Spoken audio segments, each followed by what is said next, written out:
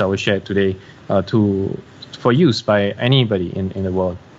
So if you're interested, you can scan my LinkedIn or add me on LinkedIn.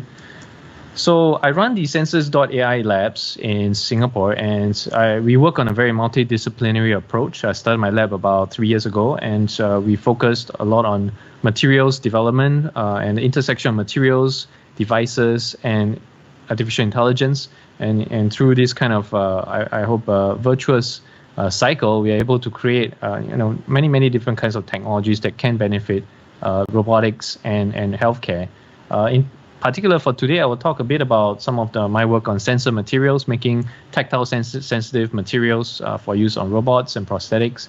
I will share a bit about self-healing materials, which is a little new in this field. And I think that you will start to come online some of these devices using self-healing materials in the coming decade. Generally, because I'm working on wearable technologies as well, being stretchable and like skin, it becomes crucial. And so I've also developed some devices in stretchable electronics. And lastly, I'm very, very interested in neuroscience as a means to inspire technologies coming from my group. And so learning from neuroscientists has been one of my very fun, I would say, weekend hobby. And so neuro-inspired devices is also something we are developing. You can add me on my various Twitter handle or email me. So I'm very interested in touch because I think the fusion of various sensors contributes to human intelligence, and touch happens to be one of the sensors that permeates our entire physical reality, because when you touch something, you really for sure experienced the reality of that object. And one of the fun things I had, learning about neuroscience, perhaps is through one of my son, who actually is about 10 months old now. But early on, when he was able to start grabbing one of his favorite toys, and actually this is a slow motion capture, and you can see he's able to see and grab this kind of soft material and handle them, was one of the milestones, I would say, in my career. And I don't think right now any robot can do that as well as even a child. So I'm very fascinated by how we can incorporate the sense of touch in combination with various sensors, really, to bring robotics to very complex environments. And there are robots now going to space, deep sea, and just very exciting work also by Molson, that I've read about, building electronic skins for human-like robots. I think we will start to see some of these things coming online. Of course, Elon Musk had very grand promises, but he clearly forgot about the tactile sensation for robots. And I think he probably will want to look into some of he probably should join this workshop. In any case, basically, I think that there are, in terms of robotics, there's really another field of robotics that I would say is also very interesting, where they use less sensors, but they use materials to allow grasping of different objects that might be more fragile or softer or lighter weight. And so this is also another growing area. Myself, I kind of work in between, at the interface between hard and soft materials, just because I think that the end goal is really to take the best attributes from each of these type of materials to enable the objective, which is to enable really human-like touch for robots. And if you look at the material spectrum, most of you are very familiar with silicon as a semiconductor technology, metals, and all these materials are actually very stiff, and they are used in many of our computing devices. But if you look at skin as if you think about skin as a system that digitizes the sense of touch, then it's actually a very soft substrate. It's orders of magnitude softer than most of these materials we're used to. So this presents a lot of challenges as well as opportunities to use some of these new tools like 3D printing, some of these new soft materials that we can develop and synthesize to actually recreate the digital version of skins, of human skins, right? And if you look at skin as a system, it's really a very complex system that have many differentiated cells that allows the rich sensation, and many of the speakers earlier have already touched on, so I shall kind of gloss over most of that. But I think that we probably want to look at skin as a system, and start from materials to how we can digitize that data and transmit it for computation. And this is where the AI comes in. And I think that I'm very inspired by the skin system and we work at various levels of research, from materials to the communications type of protocols, to artificial intelligence or machine learning models. But those I kind of partner with experts in AI. So I think there's been just very nice progress in this field by many of the pioneers, and I was very fortunate to learn from many of these works early on in my PhD. And then since studying my group, I've started to sort of build on many of these advances by these giants. So one of the things I've started to look at is to allow skin-like devices, and the challenge has been to allow stretchability. If you want to think about large area skins that can be more compliant and robust. So we developed a technology that is very highly conductive using pure metals, but yet at the same time very stretchable. And in the field, there's many nice work developing nano-scale materials that are very stretchable, but they tend to have a lower conductivity. So this type of structure that we develop, we call E-helix, basically kind of mimics the structure of DNA essentially, and basically we coil them up in a fairly simple winding process, and we embed them with just the right amount of elastomer that's stretchable, and we're able to create these kind of structures that transmit, allow electrons to be conducted while being stretched, and the conductivity itself is very invariant. You can see that we get pure metal conductivity even at strains above 150%. So here's a single wire, helical wire within the matrix.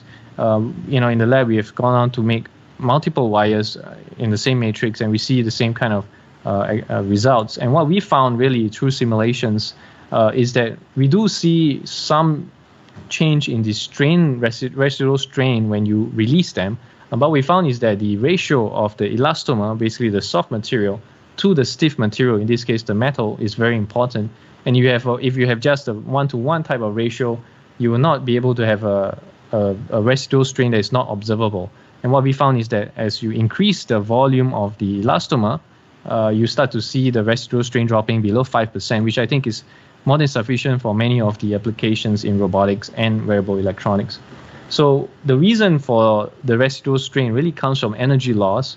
And as you add more elastomer, what happens is that the potential energy that is generated when you stretch the elastomer actually allows the return of the metal, because the metal itself has the ability to strain, but it actually can have only a maximum strain of about 1-to-2%.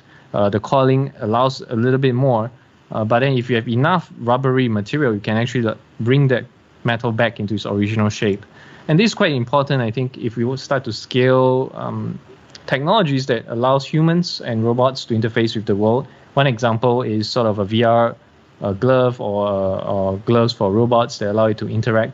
Here we have a human hand with some of these stretchable devices, electronic devices, that's connected to tactile sensors, just piezo-resistive basic tactile sensors. And what you can see is in just one wire, we have multiple E-helix. So we have multiple sensor nodes connected to a single wire. My hope is that such technologies can allow more sensors to be built. I think that the RoboTac by Catherine earlier was also a nice approach where you kind of reduce some of this need for wiring, which is, I would say, frankly, a bit of a pain right now in scaling devices. So the next part of my talk, I'd like to talk about tactile sensitivity. And the skin has many cells that allows very exquisite and fast tactile sensing. So in my PhD earlier, we started to look at how we can create materials that have sensitivity to touch by structuring. So we can create microstructures, for example, like this pyramidal structure here, where we take a cross section and you can see as you compress on such a material shaped in this way, you do get some stress concentration that allows it to be much more sensitive. And the actually modulus of this device, or the hardness or softness of this device, drops by about an order of magnitude just simply by structuring. And this can be now repeated by many groups, and also new kinds of structures have emerged. But I wanted to study a little bit more on such pyramidal structures, and in effect, hopefully come up with models that can allow us to design a sensor that we can know without much calibration that it will work as intended. And so we've built basically a database with the analytical equations that matches the empirical results by studying these structures at a single microstructural level through very careful mechanical studies. And this paper is now published. And if you like to read more about it, feel free to look it up. And hopefully it can help you in your research if you want to design skins for robots that uses these microstructures. So one of the other challenge that I've realized, besides being, having materials that are very soft and sensitive, like skin, when you make them very soft, they actually have this property called viscoelasticity that basically affects its performance over time. And so you can see, in case the video is choppy, basically when you press on a soft, very soft, rubbery, gel-like material, this indentation takes time to recover. This could be useful in certain areas, but generally not so useful if you want to get accurate tactile sensing data. So in fact, the softer the material, the greater the viscoelasticity.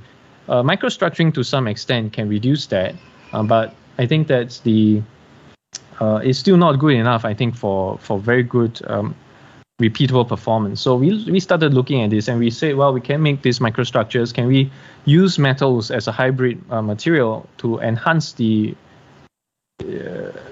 reduce the viscoelasticity, enhance the performance? So one of the things we tried was, well, let's maybe put some metal. You do that.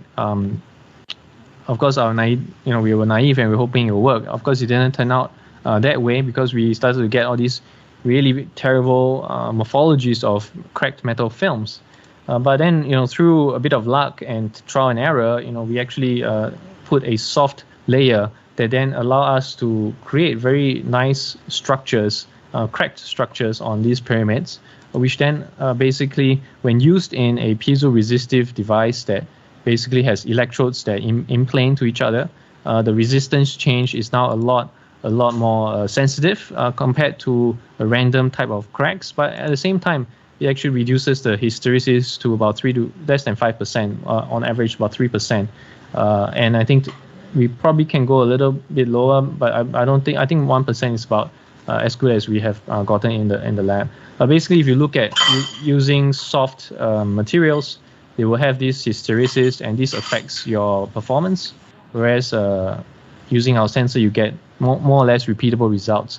And in terms of sensitivity, is great, right? But also in terms of hysteresis, it also performs not bad compared to many of the recent publications. So then we put these sensors together into an array, and then we can get texture. And what's important, and we found, is that as you have less hysteresis, your machine learning results actually get better. You're basically getting lower standard deviations in the classifications, and also you're able to predict the textures a lot better and faster. So the AI models, essentially takes in data. So the better data, more clear and nice data that you give it, the better the results are. So I briefly mentioned we are working on self-healing. One of the reasons I got into self-healing was, unfortunately, I'm fairly clumsy and I crack my phone screens quite a bit. And this turns out that it could have environmental impacts like electronic waste. And so we developed basically a very transparent material using ionic gels that basically can heal not just in ambient but also underwater. So here you can see a material that's been applied underwater that's split into two, and then when you actually allow it some time to heal, these chemical bonds reform, and then when you bring it out of the water, it actually starts to reconnect and actually maintains its sort of original shape. And I think this is quite interesting, and we can use a simple 4-wire type device, resistive devices, then to use it as a touch interface. I do hope some of these materials can be used, but still early stages, I think, in making them more robust for cell phones or mobile phones. So the next part of my talk, and I'm basically close, I believe I have a few more minutes, but I'll briefly talk about communications, where we look at the nervous system and try to design systems that can mimic aspects of the nervous system, right? One interesting aspect that intrigued me was the ability to maintain very high speeds across your entire body, and not just for skin, for many different sensors, right? And the skin, really, as you scale the number of sensors across the body, you're getting close to real-time performance, right? Essentially milliseconds. And the skin can do that because it has a lot of nerves that actually transmit the data to the brain, but also it actually encodes the information a very specific way that generates these spikes. And this is nice work by Johansson and his colleagues. They studied quite in detail the neuroscience of touch, and basically found out that these signals gives rise to very specific responses by the muscles and the brain in interpreting the results. I think also earlier on we've seen some nice speakers talk about this as well. So I'll just sort of barrel through to the idea that we can mimic the neurons and nervous systems. Really is called neuromorphic engineering, and there's been nice research making brain-like devices. So for us, we're not interested so much in the brain, but we're interested to create nervous systems that can transmit the data in a brain-like manner. And so in this field, there's been nice work by various researchers in robotics community and material science community, where they start to look at from synchronous systems to asynchronous protocols. And in my group, basically, we wanted a way that we can transmit this data across a single wire. And so we came out with a protocol we call ACEs, or asynchronous coded electronic skins, where we're able to generate these very specific spiking patterns and then have the information be decoded very quickly. In fact, we're getting very good scalable performance in simulation. I haven't made a million sensor device yet, but that'll be interesting to try. But basically, we can get very good speeds despite scaling the number of sensors. And in the lab, we've made about 200 or so sensor over about cm a square area, and we can get curvature classification, material hardness classification. So we're getting very nice neural-like patterns. And here's a demonstration of a soft and hard classification. Fairly simple, I would say, demonstration. But you can see that from vision, you won't be able to tell whether this tomato is actually real. But actually, because touch gives you this physical sense of reality, you know that it's actually a real tomato. Right? And we have also created data sets that you might find interesting if you're interested in spiking neural networks. You can work on some of the data sets that we've published. And lastly, in terms of robotics, and this is where I think such sensors can be useful as another approach to grasping. So we've kind of miniaturized the system and basically allow it to grab very, very soft, maybe it's even slippery objects. So here's the tactile sensor powered by the ACES protocol. And you can see that this is a tofu that you probably will find in various restaurants if you like soupy stuff, Korean soups and so on. And this is very, very soft, but the robot can actually grab it and have all the proper control to basically not allow this tofu to break and slip. Here is a failed human experiment. So in terms of human grasping, this robot actually is performing quite well. So we've combined vision and tactile sensors, and we show that basically we can get very efficient inferences using such neuromorphic approaches. And a very recent paper that was just accepted was a collaboration with Harold So from NUS, where we looked at extended perception, and these are some of the, I think some of the speakers earlier have talked about. For example, Professor Vincent have mentioned that you can sense the distance when you tap on the rod, and using very high, using the type of protocols we are using, we can actually get very, very low error rates, and we show that as you increase the frequency, you actually get much better error rates. And this is a nice paper in arXiv. You can feel free to read it.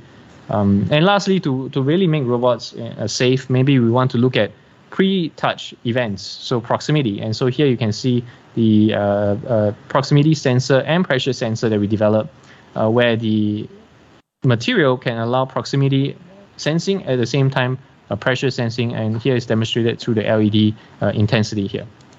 So I'd like to end by saying that materials advance, I think is a useful tool to advance robotics and machine learning, and I think that touch is essential for artificial intelligence, and I'm very happy to be part of this community to help advance some of these technologies. I'd like to thank my collaborators, the funding agencies, many of the people. This was still pre-COVID times, feels like a lifetime away, but we had a lot of fun hiking in the past. So thank you so much for your time, and feel free to connect with me offline after this if you're interested in some of my work. Thank you. Excellent. Thank you very much, Benjamin. So is there any question? A layer of current